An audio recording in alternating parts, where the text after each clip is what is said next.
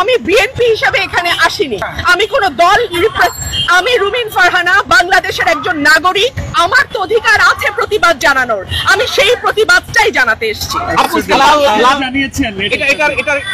লাল রক্তের রং, লাল প্রতিবাদের রং, লাল আন্দোলনের রং, লাল বিক্ষোভের রং, এবং আমার সন্তানের রক্ত ঝরেছে, আমার সন্তানরা রক্তাক্ত হয়েছে, তাদের সাথে সংহতি জানিয়ে আমি লাল করেছি। সরকার বলছে তাদের কোটা আন্দোলন দাবি মেনে নেওয়া হয়েছে, তারপরও তারা কেন আন্দোলনে? এটা সরকারকে বুঝতে হবে, গত 17 বছর তারা যে অত্যাচারের স্টিম রোলার চালিয়েছে, বাংলাদেশের মানুষকে একটা সেকেন্ড ক্লাস সিটিজেন বানিয়ে রেখেছে, দেশটাকে তার নিজের বাপের দেশ বানিয়েছে।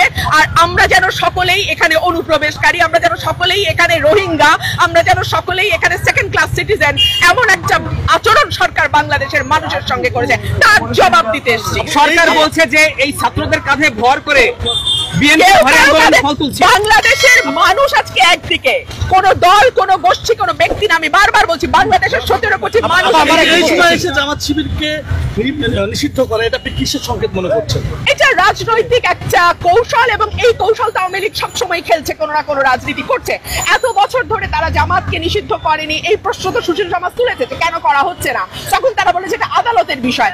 আদালতের বিষয় যদি হয় তাহলে এই কোটা সংস্কার আন্দোলনের মধ্যে আদালত তো কিছু বলেনি, কেন নির্বাহী আদেশে তারা নিষিদ্ধ করলো? এক। দুই হচ্ছে বাংলাদেশের মানুষ কোন রাজনীতি নেবে, কোন রাজনীতি নেবে না, এই অধিকার কেবলমাত্র বাংলাদেশের 17 কোটি মানুষের, এটা সরকার ঠিক করে দিতে পারে। তারা বলছে ধরপাকড় হচ্ছে না, বিএনপি নেতাদের ধরপাকড় হচ্ছে, আমাদের বাচ্চাদের ধরপাকড় করছে, আমাদের নিরীহ জনগণকে ধরপাকড় করছে। ধরপাকড়টা করছে না কাকে? গণগ্রেফতার করছে, সাধারণ মানুষকে গ্রেফতার করছে, কাকে করছে না? বাংলাদেশে কে ক্ষমতায় যাবে, কে ক্ষমতায় যাবে না, এটা নির্ধারণ করার একচ্ছত্র মালিক বাংলাদেশের জনগণ।